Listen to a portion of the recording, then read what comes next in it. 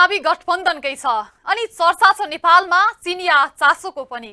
चिनिया विदेश मन्त्रीले नेपालको भ्रमण गरिरहेका बेला चीन भ्रमणमा गएका दुई ठूला कम्युनिस्ट पार्टीका नेता स्वदेश फर्किसकेका छन्। यसैबीच फेरि चर्चा चलेको छ वाम एकताको पनि।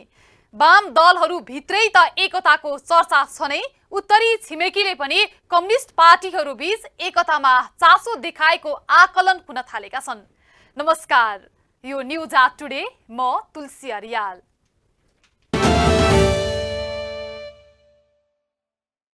चुनाव लागेर होला, नेताहरूलाई भ्याइ नभ्याइ छ। रोल्पादेखि काठमाडौँसम्म र काठमाडौँदेखि बुटवलसम्मका नेताहरूका दौडधुप हेर्न लायक छन्। मतदाता तथा समर्थकलाई प्रभाव पार्न आकर्षक नारा लिएर गाउँ गाउँ गएका नेताहरूले आफ्नो कार्यकाल र आफू जितेका पालिकाहरूमा भएका कामका जस लिन सुरु गरिसकेका छन्। देखाउन र भन्नलाई खास काम नभए पनि त्यसको जस कसरी लिनुपर्छ उनीहरूलाई राम्रैसँग थाहा छ। सोमबार रोल्पा पुगेर प्रचण्डले रोल्पालीलाई सम्झेनन् मात्र उनीहरूको गुणगान गाए। विगतमा आफूलाई लागेको गुण तिर्ने बाचा पनि गरे, परि आए फेरि विद्रोह गर्न उक्साए। नागरिकका पीर व्यथालाई नजिकबाट हेर्न बनेको स्थानीय सरकार ठुलो ठुलो गरिबी हेर्दै करोडौंका भ्यू टावर ठड्याउँदैछ। त्यही भ्यू टावर माथि चढेर जनताका दुःख, रोग, भोक, अभाव हेर्दै अर्को भ्यू टावर कहाँ बनाउने भनेर गम्दैछ। नागरिकले के अपेक्षा गरिरहेका छन् भन्ने जान्नतर्फ उसको ध्यान मन पटक्कै छैन। अग्ला अग्ला डाँडामा अर्बौं बजेट बिछ्याउँदै अनुत्पादक क्षेत्रमा बजेट स्वाहा पार्नु यो कुन विकास मोडल हो? नेपाल आफैमा पहाडी मुलुक हो। अग्ला अग्ला पहाड, पर्वत, भिर, पखेरा जति पनि छन्। यहाँ कतिपय स्थानमा त त्यहाँको अप्ठ्यारो भूबनोटले पूर्वाधार विस्तारमा समेत असहज भएको छ। यहाँको भूगोलमा समुद्र सतहबाट 8848 मिटर सम्मको उचाइको विविधता छ। प्रकृति स्वयंले यहाँ उचाइ भरिदिएको छ। तर त्यतिले पनि नपुगेर अग्ला डाँडामा भ्यू टावर ठड्याउने होडबाजी छ। सोमबार माओवादी अध्यक्ष प्रचण्डले रोल्पा पुगेर झण्डै 6 करोडमा बनेको भ्यू टावर उद्घाटन गरे। जनयुद्ध स्मृति टावर नाम दिएको उक्त टावरको उद्घाटन पश्चात उक्त कार्यको निकै आलोचना भइरहेको छ। रोल्पाले खाली युद्धमा मात्रै होइन, शान्तिमा पनि, रोल्पाले ध्वंसमा मात्रै होइन, निर्माणमा पनि रेकर्ड बनाउन सक्छ भन्ने सन्देश तपाईहरुले देशभरि प्रदर्शित गर्नु भएको छ। आज म तपाईहरुको अगाडि उभिएर भ्यू टावर उद्घाटन गरेर दुई शब्द बोल्दै छु र यो बोली मलाई लाग्छ देशभरि सुनिन्छ, विश्वभरि पनि सुनिन्छ र रोल्पाको विकासको निम्ति फेरि सबै किसिमको राजनैतिक समझदारी पनि बन्नेछ। सशस्त्र जनयुद्धको उद्गम स्थल रोल्पाका जनता यतिका वर्षसम्म भ्यू टावरकै प्रतीक्षामा थिए त कि उनीहरूका आवश्यकता अरु नै केही छन्? मंगलबार रूपन्देहीको तिलोत्तमामा एमाले अध्यक्ष केपी ओलीले अर्को भ्यू टावरको उद्घाटन गरेका छन्। 11 करोडको उक्त भ्यू टावर बन्न 4 वर्षको समय खर्च भएको छ। मुलुकभर 3 वर्षको अवधिमा 100 को हाराहारीमा भ्यू टावर बनेका छन्। यद्यपि यसको एकिन तथ्याङ्क भने राज्यसँग पनि छैन। स्थानीय सरकारको अवधारणामा गएपछि बजेट खर्चिने गतिलो ठाउँ भएको छ भ्यू टावर। झापाको दमकमा 2075 असारमा तत्कालीन प्रधानमन्त्री केपी ओलीले मुलुककै सबैभन्दा अग्लो, ठूलो अनि महँगो भ्यू टावरको उद्घाटन गरेपछि देशैभर टावर बनाउने लहर चलेको छ। मुलुकमा गरिबी छ, बेरोजगारीले पिल्सिएर नागरिकहरू खाडीतिर लाग्न बाध्य छन्। सयौं वर्ष अघिको शैक्षिक प्रणालीलाई अझै पनि सुधार गर्न सकिएको छैन। सडक, बिजुली, खानेपानी जस्ता आधारभूत आवश्यकता पनि पूरा गर्ने सम्म काम भएको छैन। सामान्य स्वास्थ्योपचार समेत नपाएर ज्यान गुमाउनु पर्ने बाध्यता यही छ। उता जनताको पीरमर्कालाई नजिकबाट बुझेर समाधान गर्ला भनेको स्थानीय सरकार चाहिँ भ्यू टावर ठड्याउनमै व्यस्त छ। जिउनै सिरिङ्ग हुने हजारौं मिटर अग्ला पहाडमा 200 मिटरको भ्यू टावर बनाउनुको कुनै औचित्य छ र? के विकास भनेको भोको पेटले भ्यू टावर हेर्नु हो? स्वास्थ्य चौकी, बाटोघाटो, रोजगारी जस्ता आवश्यकता भन्दा भ्यू टावर कहिलेबाट बढी महत्त्वपूर्ण हुन थालेछ? हालसम्म भ्यू टावरमा खर्चिएको अर्बौं लगानीले स्वास्थ्य चौकीहरू बन्थे, विद्यालय बन्थे, विकट भेगमा सडक पुग्थ्यो, धेरै काम गर्न सकिन्थ्यो। हाम्रो कमजोर अर्थतन्त्र अनि सीमित बजेट पनि अनुत्पादक क्षेत्रमा लाग्नु कतिसम्मको विडम्बना होला। भ्यू टावरका पनि आफ्नै महत्त्व हुन सक्लान्। जब मुलुक आफैमा समृद्ध हुन्छ तब नागरिकले पनि विलासिता खोज्न सक्लान्। सरकार यस्ता सजी सज्जा अनि मनोरञ्जनका संरचना बनाउनतिर लाग्न सक्ला।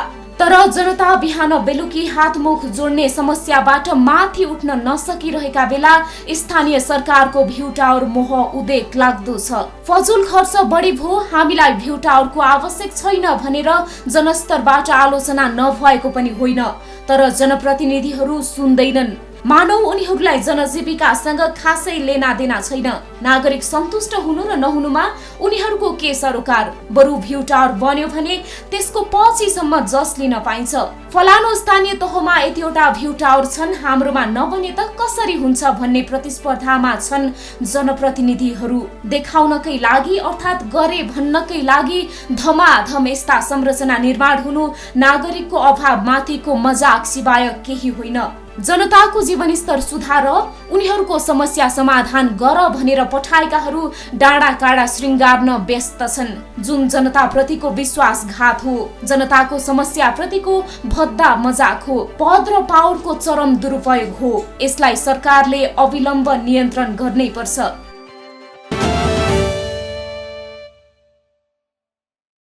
स्थानीय चुनावमा गठबन्धन गर्न कांग्रेस, माओवादी, समाजवादी कोसिस गरिरहेका छन्। एमाले एक्लै भिड्ने बुडमा छ। सके सत्ता गठबन्धन तोड्ने उसको प्रयास जारी छ। एक्लै आत्मविश्वास देखाएको नेकपा एमालेका अध्यक्ष केपी शर्मा ओलीले सत्ता गठबन्धनलाई जित्ने आत्मविश्वास देखाइरहेका छन्। उनको दाबी छ अहिले भइरहेका विकास निर्माणका काम आफ्नै पालाका भएका कारण यसको जस पनि एमालेकै भएको उनको तर्क छ। उनले भ्यू टावरदेखि विकास निर्माण एमाले सरकारमा नगएको भए सम्भव नहुने पनि दाबी गरे। विचारक चिन्तक आहुतिले सार्वजनिक कार्यक्रममा अधिकांश समय भ्यू टावर पार्क बनाउने सरकारी विकास मोडेलको विरोध गर्दछन्। सरकारको प्राथमिकता रोजगारी, शिक्षा, स्वास्थ्य, कृषि उत्पादन नभएको, बरु बेरोजगारको संख्या बढाएर विदेश पठाउने अनि 2-4 पैसा कमाएर ल्याएको पैसाले भ्यू टावरबाट हेर्ने अनि फेरि विदेश जाने। आहुतिको यस्तो व्यङ्ग्य हामीले धेरै सुनेका छौँ। अर्थात् सरकार भ्यू टावर बनाउँछ, पार्क बनाउँछ, धरहरा बनाउँछ, भूकम्पले भत्किएका झुपडीतिर ध्यान दिँदैन। दिनदिनै विदेशिने संख्या हरेक दिन बाकस आउने सबको चिन्ता गर्दैन। महिला बेचिँदा चिन्ता गर्दैन। गरिबीले बिल्ली बाठ भएर बसाइ सरेर जानेको चिन्ता गर्दैन। रोग र भोकले मरेकाहरूको चिन्ता गर्दैन। चेपाङ बस्तीमा आगो झोसिदिन्छ। सुकुमवासीलाई बिल्ली बाठ बनाइदिन्छ। कमिसन र बिचौलियाको संरक्षण गर्दछ। सोमबार बिहानैदेखि एउटा खबरले सञ्चार माध्यममा विशेष प्राथमिकता पायो। शीर्षक प्राय जस्तो थियो हेलिकप्टर चढेर प्रचण्ड रोल्पा जाँदै 6 करोड लागतको भ्यू टावर उद्घाटन गर्ने। रोल्पा त्यो ठाउँ हो जहाँबाट माओवादी जनयुद्धले उच्च उडान भरेको थियो। खबरका लागि भन्दा पनि माओवादी प्रति मिश्रित प्रतिक्रिया र व्यङ्ग्य सहितको थियो। रोल्पाबाटै माओवादी जनयुद्धले आकार लिएको थियो। माओवादी जनयुद्धसँग रोल्पाको अन्योन्याश्रित सम्बन्ध छ। राज्यको चरम दमन पनि बेहोरेको रोल्पाले थुप्रै माओवादी नेता पनि जन्माएको छ। धेरैले कुर्बान पनि गरेका छन्। माओवादी जनयुद्धलाई सबैभन्दा पहिले अनुमोदन गर्ने पनि रोल्पा नै थियो। त्यसैले माओवादी अध्यक्ष प्रचण्डले भन्ने गर्छन्, जब आफूलाई अप्ठ्यारोमा पाउँछु तब रोल्पा सम्झाउँछु। मानौ कि रोल्पासँग उनको गहिरो लभ छ। सबैतिरबाट लखेटिए पनि मलाई रोल्पाले बचाउँछ। उनको यो भित्रैदेखिको आत्मविश्वास हो। माओवादी जनयुद्ध कालमा प्रचण्डले धेरै बिताएको उक्त क्षेत्र शान्ति प्रक्रियामा आइसकेपछि उपेक्षामा परेकै हो। त्यही माओवादीको उद्गम थलोको रूपमा चिनिएको त्यही रोल्पा प्रचण्डले सोमबार एक टावर उद्घाटन गर्दै भने रोल्पाले क्रान्ति प्रतिको निष्ठा, विचार र नेतृत्व प्रतिको निष्ठालाई कम हुन दिएको छैन। माओवादी जनयुद्धमा मारिएकाहरूको सम्झनामा बनाइएको करिब 6 करोडको भ्यू टावरको उद्घाटन गर्न हेलिकप्टर चढेर गएका प्रचण्डले भावुक हुँदै भने आगामी निर्वाचनमा पनि ती महान शहीदहरूलाई स्मरण गर्दै प्रतिगमनको षड्यन्त्र परास्त गर्न रोल्पा फेरि लाल किल्लाको रूपमा कायम हुनेछ। स्थानीय सरकारहरूले विकासका नाममा बनाएका यस्ता भ्यू टावर र पूर्वाधारका नाममा पहाड खनेर बाटो बनाउँदै निम्त्याएको जोखिमको विरोध भइरहेको बेला प्रचण्ड सोमबार रोल्पामै गएर भ्यू टावरको उद्घाटन नै गरेपछि भने यसको चौतर्फी आलोचना भएको हो। नेतृत्वको यस्ता रवैयाको विरोध स्वयं माओवादी नेता कार्यकर्ताले गरे। गाउँपालिका नगरपालिकाहरूले बाटो बिराएको, शिक्षा, स्वास्थ्य, कृषिमा गर्नुपर्ने लगानी यस्ता पूर्वाधार जसको कुनै औचित्य छैन त्यस्तोमा लगानी गरेको भन्दै सामाजिक सञ्जालभरि विरोध भएको छ। स्थानीय सरकारले विकासको अवधारणा र यसको मोडल नै नबुझेको भन्दै विरोध भइरहेको छ भने अर्कोतिर यस्ता टावरहरू चुनावी नारा बनिरहेका छन्। कसले कति टावर बनाए, कति करोड र कति तलाका टावर कुन नगरपालिका गाउँपालिकामा ठडिए, बहस यहाँ भएको छ। अघिल्लो दिन प्रचण्डले 6 करोड लागतमा बनेको भ्यू टावर उद्घाटन गरेकोमा मंगलबार रूपन्देही पुगेर एमाले अध्यक्ष केपी ओलीले शानका साथ 14 करोडमा तयार पारेको अर्को भ्यू टावर उद्घाटन गरे। तिलोत्तमा नगरपालिकाको उक्त भ्यू टावर उद्घाटन गर्दै त्यहीबाट उनले ठोकिदिए तिलोत्तमा वासीले यो टावरबाट मनग्गै फाइदा लिनेछन्। उनको दाबी छ विकासको यो भ्यू टावर मोडल एमालेको हो। एमाले सरकारमा नभएको भए यो सुरुवात नै हुने थिएन, त्यसैले यसको कसैले नक्कल नगरून्। अर्थात् हिजो प्रचण्डको टावर उद्घाटन र त्यसप्रतिको मोहको कटाक्ष ओलीले भ्यू टावरबाटै दिए। चुनाव आएको छ, नेताहरूलाई भ्यू टावर उद्घाटनमा भ्याइ नभ्याइ छ, तर आम प्रश्न छ त्यस्तो के बनाएर सामान्य ठाउँबाट हेर्दा नदेखिएर भ्यू टावरमै चढ्नु पर्ने भयो? हेर्ने चाहिँ के हो ती अग्ला टावरबाट? कतिपय पहाड त आफैमा भ्यू टावरकै रूपमा खडिएका छन्, त्यही माथि अर्को भ्यू टावर? यिनलाई कसले सल्लाह दिन्छ? के सोच्छन् र बनाउँछन् यस्ता टावर? के देखाउनलाई यस्ता टावर बन्दा रहेछन्? कसैसँग होला यसको जवाफ? जे होस् भ्यू टावर उद्घाटन गरिएन भने नेता नै नभइएला भन्ने पीड चाहिँ भयङ्कर छ माननीयहरूमा। आउनुहोस् एकपटक मजाले नेपालीका दुःख भ्यू टावरबाटै भए पनि हेरौँ। जे होस् भ्यू टावर। छनलाई जताततै सरकार छ, सिंहदरबारले नपुगेर ओडासम्मै सरकार गयो। संघीयताले स्थानीय तहमै सरकार बनाइदियो, तर दिन दुखीका दुख हराएनन्। सीमान्तका आवाज सुनिएन। दलित जनजातिमाथिको विभेद उस्तै छ। चेपाङ समुदाय अहिले पनि जंगलमै छ। उनीहरूको थात थलोको उचित व्यवस्था ओडा सरकारदेखि केन्द्र सरकारले पनि गर्न सकेको छैन। माडीका चेपाङ समुदायको अवस्था अहिले उस्तै छ। जंगली जनावरको डरमा बाँचेकाहरू निकुञ्जले दिउँसै झुपडी झोसिदिँदा झन पीडामा छन्। आजभन्दा ठिक 20 महिना अगाडि साहुने झरी, मध्य बर्खा, कोभिडको पहिलो लहर देश नै ठप्प थियो। मान्छे 100 किलोमिटर हिँडेर घर फर्किरहेका थिए। कोभिडको कहरमा अत्तालिएको बेलामा एउटा दुखद खबर आयो। माडीका चेपाङ बस्तीमा आगो झोसियो। माडी नगरपालिका वडा नम्बर 9 कुसुम खोलामा बस्ती आएका चेपाङ बस्तीमाथि वज्रपात परेको दिन थियो त्यो। सबैलाई ताजै छ। मान्छे बस्दै आएको घरमा बिना जानकारी हात्ती लगाएर भत्काउने तथा आगो लगाउने काम गरियो। निकुञ्जको उक्त कदमको सबैतिरबाट तीव्र आलोचना पनि भयो। निकुञ्ज प्रशासनले 2077 साउन 3 गते चितवनको माडी नगरपालिका वडा नम्बर 9 कुसुम खोलामा बस्दै आएका चेपाङ बस्तीमा आगजनी गरेपछि निकुञ्ज धेरै आलोचित बन्न पुग्यो। निकुञ्जको टोली पूर्व जानकारी बिनै 81 सेनाको टोली सहित आएर केही घरमा आगो लगाउने काम गर्यो त केही घरमा र खेतबारीमा हात्तीको प्रयोग गरेर भत्काउने काम गर्यो। निकुञ्जको उक्त व्यवहारको निकै खेद प्रकट भयो। सबैले आलोचना र गालीको वर्षा पोखे। छानबिन समिति नै बनाउनु पर्ने स्थिति बन्यो। बिना जानकारी लगाइएको आगोका कारण धेरै चेपाङको बल्ल तल्ल जोडेको रोजीरोटी र केही महत्त्वपूर्ण कागजपत्र र लत्ता कपडा पनि आगोले जलेर नष्ट भए।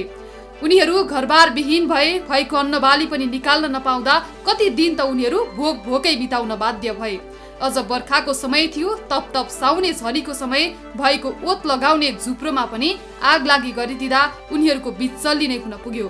मुसलधारे पानी परिरहेको थियो। भएको घर पनि जलाइदिएपछि उनीहरू घर न घाटको अवस्थामा पुगे। केही दिन त कहाँ बस्ने के खाने निकै समस्यामा परे। कोरोनाका कारण विद्यालय बन्द हुँदा केही दिन विद्यालयमै ओत लिएर बसे। मध्य बर्खाको समय त्यसैमाथि बाली भित्र्याउने चटारोमा कुसुम खोलाका चेपाङ माथि भएको वज्रपातले थप पीडा थपिदियो। केही दिन राहतका नाममा चाउचाउ बिस्कुट पनि बाँडियो। घर बनाइदिन्छौ भन्दै खोक्रा आश्वासन पनि बाँडियो। तत्कालीन वन मन्त्री शक्ति बस्नेत नै पीडित भेट्न कुसुम खोला नै पुगे। राजनीतिक व्यक्तिले घटनाप्रति चिन्ता र चासो राखे। संसदमा पनि यसको ठूलै बहस भयो।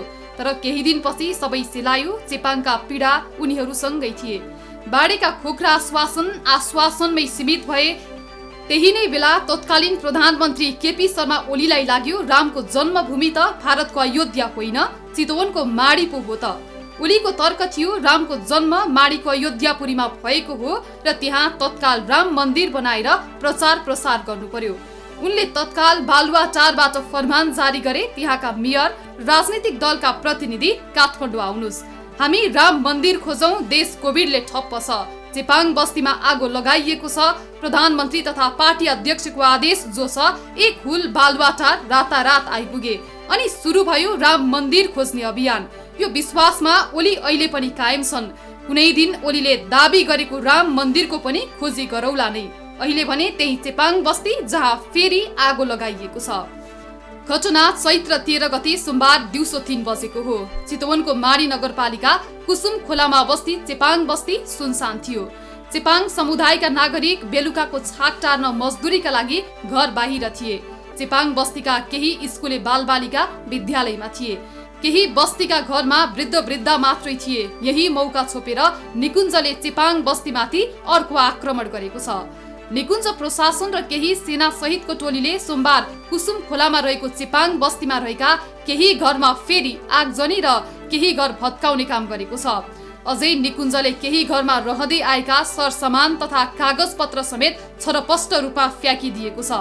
कुसुम खोलामा बनाइएका झण्डै 2 दर्जन टखरालाई निकुञ्जका कर्मचारीले सुरक्षाकर्मीको सहयोगमा आगो लगाइदिएको छ। निकुञ्ज क्षेत्रमा छाप्रो बनाएर बस्ने क्रम बढेको भन्दै उनीहरू बस्ती आएको घरमा दिउँसै आगो लगाउने काम गरियो।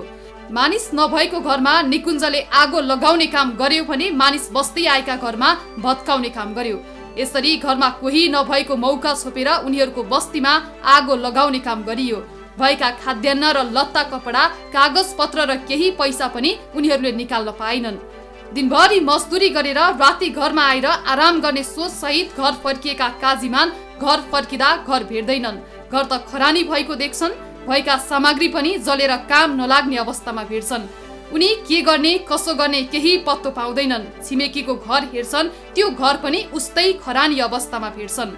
आफ्नो घरभन्दा 2-4 कोस टाढाको अर्को छिमेकीको घर हेर्छन्, त्यो घर पनि भत्किएको ढलेको अवस्थामा भेट्छन्।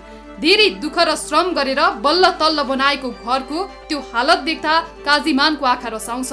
उनी केही समय डाको छोडेर रुन्छन्। धेरै सपना बुनेर घर फर्किएका काजीमान घर नै नदेख्दा धेरै विक्षिप्त अवस्थामा पुग्छन्। आजभन्दा ठिक 20 महिना अगाडि निकुञ्जले घरमा आगो लगाइदिए पनि विगत 2048 सालदेखि बस्दै आएका काजीमानले पुनः सोही ठाउँमा बल्ल तल्ल अर्को घर बनाएका थिए। निकुञ्जको प्रशासन टोलीले उनले बनाएको दोस्रो घरमा पनि पुनः आगजनी गरिदिएको हो। सोमबार कुसुम खोलामा बस्दै आएका 20 परिवारको दिन काजीमानको जस्तै बन्यो। उनीहरू धेरै रोए कराए, तर उनीहरूको त्यो हार गुहार सुनिदिने कोही भएन।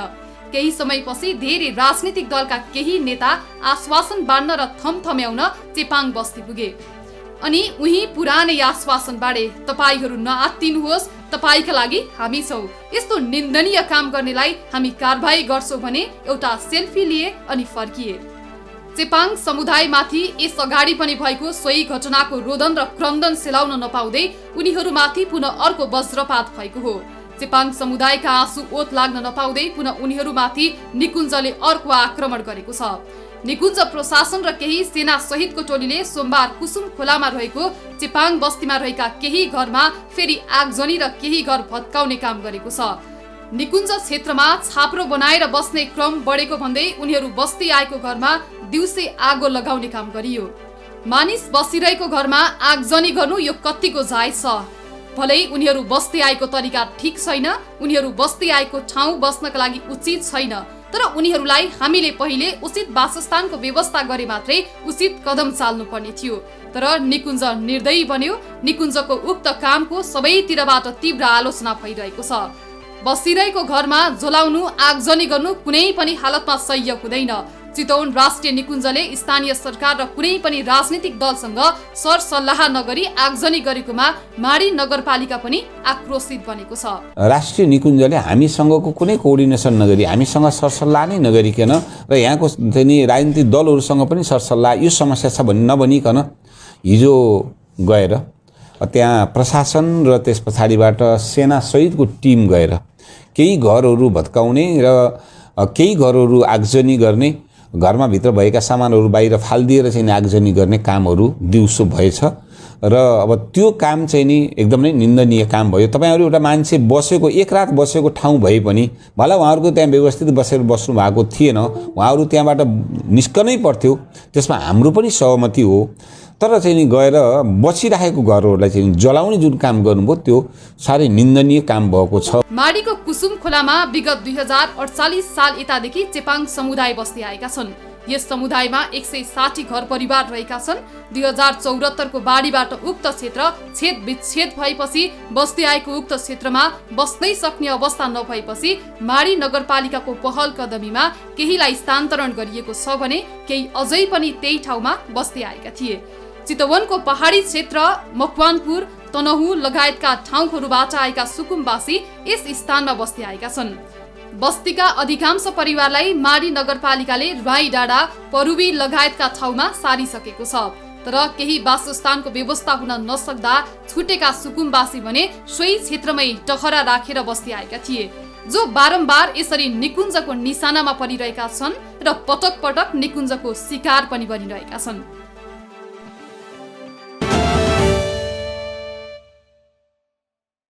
जनताका दुःखका कुरा भनिसाध्य छ र? बाढीका कहर, कोभिडका कहर, विपद र भूक्षयका कहर कति कति। राज्यले नै विभेद गरेपछि उनीहरूको मन कति कुडिदो हो। तल्लो तहका आम मानिसहरूको राज्यको मूल प्रभावमा नसमेटिदासम्म वास्तविक लोकतन्त्र र विधिको शासन स्थापित भएको मानिदैन। त्यसैले दलहरू सच्ची हुन्, उनीहरूले अभिभावकत्व लिउन्। जनताले आफ्नो गुनासो, दुखेसो, पीर, मर्का भन्ने सरकारलाई नै हो। दलहरूले यिनको समस्या सुन्नै पर्छ, अनि मात्र समावेशिता, सहभागितामूलक लोकतन्त्र र कानुनी राज्यको महसुस हुन्छ। दुखेसो, पीर, मर्का भन्ने सरकारलाई नै हो।